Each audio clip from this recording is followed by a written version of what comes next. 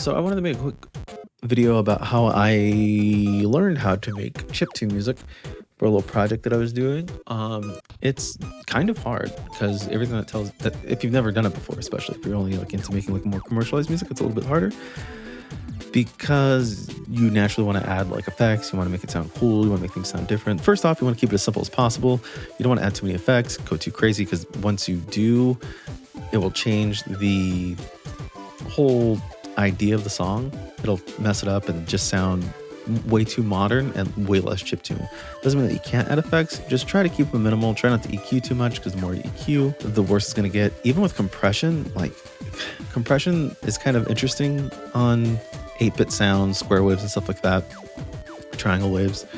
They're very harsh and they have a very specific tone, and you don't want to take away from that, because once you do, you're messing with the sound font too much and it doesn't have that nostalgia sound, and you'll end up with something a little too wonky, for lack of a better term. Oh, also getting the right tracks and the right sound. This is also very important. So when you're using sound fonts and such, you want to make sure that if you're using a sound font, you want to make sure that you're getting the right sound font from the right, try to keep the sound fonts like, well, I guess you can mix and match. That's fine too. But there's like a bunch of downloadable stuff that sound like Sega. I use an LSDJ for this. If you guys aren't familiar, it's a little Game Boy that you can plug in a headphone jack to, and it uses a sound chip on the Game Boy to make sounds. I use a lot of that for this. I use some splice samples. When it says LSDJ on here, is LSDJ'd. I think it's only a couple times I used it for a couple of sounds here, but it was really fun to use and really cool and interesting, and I've never really used it before. My friend gifted it to me because he was like, I don't really do music, and I know you do it, so I was going to start getting into it, but then I just never did. So I got a free LSDJ, so that was cool. GG Steve, thank you. Appreciate you. Sorry, I was sipping my coffee. Also, panning is very important, unless they want it to stay mono. You got to make sure your mix and your volume levels are okay, but otherwise, panning's going to be a godsend here. You can separate. There's so much like harsh noises. There's so many harsh noises in this genre, and there's a lot of like just noise in general. Like the drums are just generally noise sounds. So panning left and right is going to be your best friend here to separate the audio, because otherwise you're going to have a mismatch of just, for lack of a better term, like dog shit. Like you're not going to be able to understand anything that's happening. You're not going to be able to hear anything. It's going to be a bit of an issue.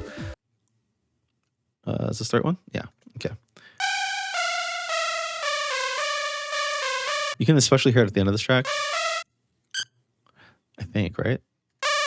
Yeah, it adds like just a little bit of a pan of like a stereo sound. So like one sounds way more mono than the other. I don't know if you guys can tell. Unless you're using like studio monitors or headphones, you probably won't be able to tell. But if you're using headphones, you'll definitely be able to tell. So that was just my way of like helping that cut through the mix without it sounding harsh and annoying. But anyway, here's I'm not gonna do a dry run. Let's do a dry run and a wet run of the track, but I'm too lazy. Maybe we'll see. Here's the wet run. Well, let me take it off solo. Goofy me.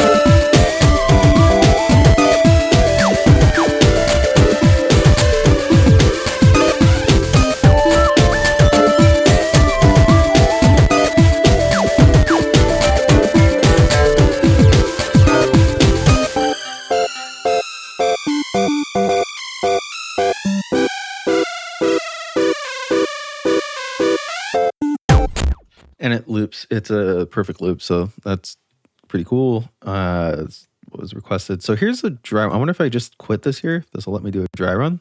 It should unload all the tracks there. So unload all the outgoing effects that I had. This is like 99% dry minus the ping pong delay.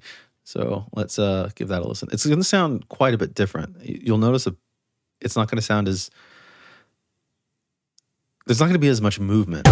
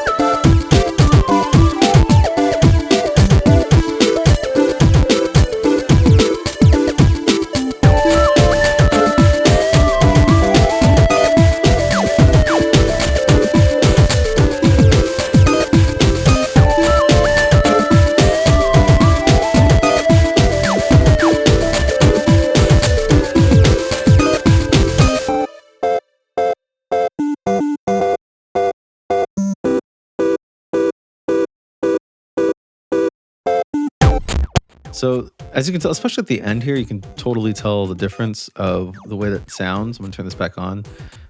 It sounds less fun and colorful, I guess. Oh, my alarm's going off. I've got to take some medication. I think the ending sounds a little bit more fun here. Like that sounds a little bit more bright and fun to me. But anyway, that's just me.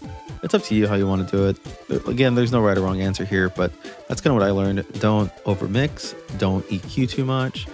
Let the sound be the sound, and unless it's like incredibly harsh, try not to EQ, or incredibly, some of these low sounds in these old sound fonts and old sound cards, they're very like booming in the bass, so you might want to cut some of that out. But otherwise, try to keep it as natural as possible. Try not to add anything unless it's just a little bit of flair. Less is more. I guess that's what I'm trying to say. Less is more.